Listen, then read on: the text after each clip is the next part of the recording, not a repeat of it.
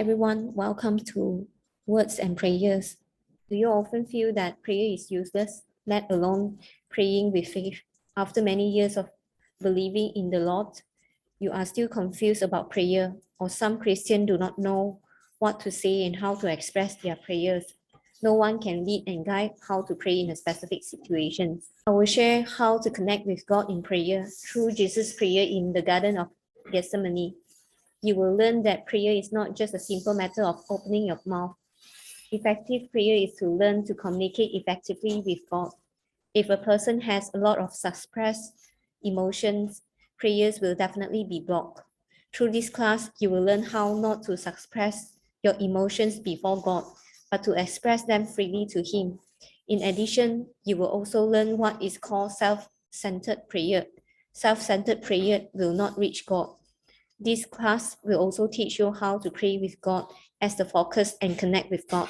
There will be quizzes in each class. I will design some simulation situation for you to practice how to express your emotions or prayers according to what you have learned in class to help you digest and master the content of this class more deeply. I'll put the quiz questions in the comment section. If you have specific questions about this class, you are welcome to leave a message in the comment area. I will share with you everything I know. Matthew chapter 26, verse 36 to 39. Then Jesus went with his disciple to a place called Gethsemane, and he said to him, "Sit here while I go over there and pray." He took Peter and the two sons of Zebedee along with him, and he began to be sorrowful and troubled. Then he said to them, "My soul is overwhelmed with sorrow to the point of death. Stay here and keep watch with me." Going a little further, he fell with his face to the ground and prayed, "My Father, if it is possible, may this cup be taken from me, yet not as I will, but as you will." Through Jesus' prayer in Gethsemane, we will learn the 3 steps of how to connect with God in prayer. Step 1, accept yourself, accept your emotions. Step 2, acknowledge your weakness, emotions, stress. Step 3, turn to God and ask for His help and healing. In the third step, we will learn what is the key to learning how Jesus turned the focus from Himself to God, from self-focused prayer to God-focused prayer. As mentioned earlier, you must learn to confess your emotions, weakness, and even incorrect perceptions and behaviors to God one by one in order to connect with God. It is not to face or hide from God when you feel embarrassed, bad, negative, and make mistakes. Instead, you can narrate honestly and bravely all the negative, weak, and lack of strength to God. He is a gracious Father, the one who accepts and embraces all of us. But Satan always deceives us as if we must be good enough to be accepted by God. It seems that we can only say yes before God, but not no.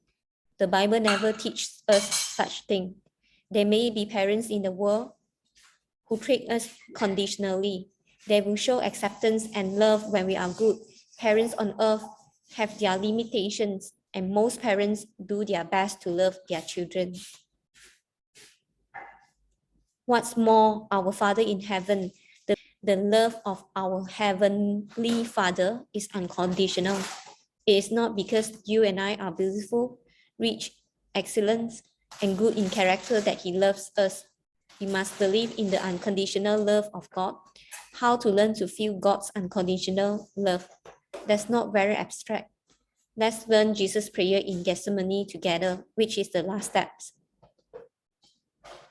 Here Jesus says, "Yet not as I will, but as you will." How should we understand this sentence? Earlier, Jesus told God that if I could, I would not want to carry the cross. Because he believed in God's love, he dared to express the truest thoughts in his heart at that time. He knew that God accepted and sympathized him. He knew that he was fully understood by God. After that, the style of painting changed. However, these 2 words represent that the focus has shifted from Jesus to God. Such a turning point is needed in our prayer. First of all, we have to learn to put our thoughts, our feelings, our emotions, our weaknesses, even the thoughts of escaping, and so on are open to God.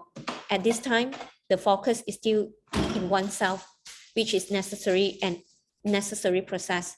Then one thing to understand is that we come to God with a problem that we definitely wish to solve. The key to solution is in God's hands. Opening up and revealing our true emotions and thoughts to God is what we need to do in the first place. Afterwards, the directions of prayer must be changed. If you need the strength, support, power, healing from heaven must be obtained, it is necessary to turn the focus from oneself to God. Yet, it's keyword to turn the focus to God. There is obedience and faith in God. Let me use myself as an example. Following the previous point, when my weakness and sinful nature are exposed, when I have a lot of negative emotions, when I have a lot of pressures, when I feel I was powerless, I would tell God truthfully at the moment. After I finish speaking, my focus would shift from myself to God. This is the core of the prayer in the Garden of Gethsemane. I know that the focus of my prayers is on God, for God is my only support. So I will also say at this time, however, God, I know that you are the only one who can give me strength. And I know that the power lies in you. I know that only you are my support at any time. I know that only you can heal the wounds in my heart. I know that you can give me strength and wisdom. Even if I'm reluctant now, the power to make me willing to do what I need to do comes from you. Even if there is something I can't do, the power and ability to do it also come from you. Please provide me, help me, lead me. That's it. On the one hand, showing the true sign of oneself. On the other hand, seeking God to help and make up for this weakness, inadequacy. Jesus did this God-focused prayer 3 times in total, and in the end, he gained strength and courage. The words of verse 46 were uttered, "Arise, let's go. Behold, the betrayer of me is near." We can feel the difference between what Jesus said in the verse 46 and what he said when he first prayed in Garden of Gethsemane. We must understand that the courage and faith that Jesus was able to finally face the cross came from heaven. All of us are sinners, and human beings are inherently weak beings. It is already a great understanding to understand our own weakness, but we can't just stop here. We can be weak beings. God has known this for a long time, and we need to even understand that the source of strength and the strength is our Heavenly Father. Therefore, our focus of prayers should shift from ourselves to God step by step.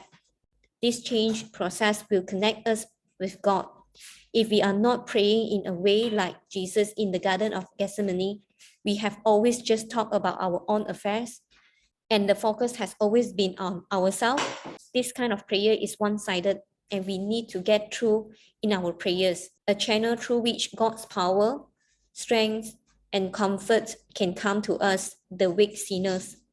Quiz: if your pastor or church leader asks you to do something that you feel difficult about now, you know you should do it, but it's hard for you right now.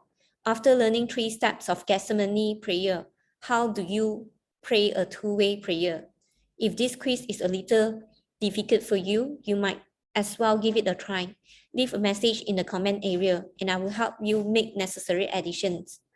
Or if you have something you have faced or encountered and want to know how to pray through the prayers in Gethsemane you have learned, you are welcome to leave a message in the comment area. I will reply to you one by one. If you like my channel, don't forget to follow and click the little bell next to it to receive timely updates. See you in the next video.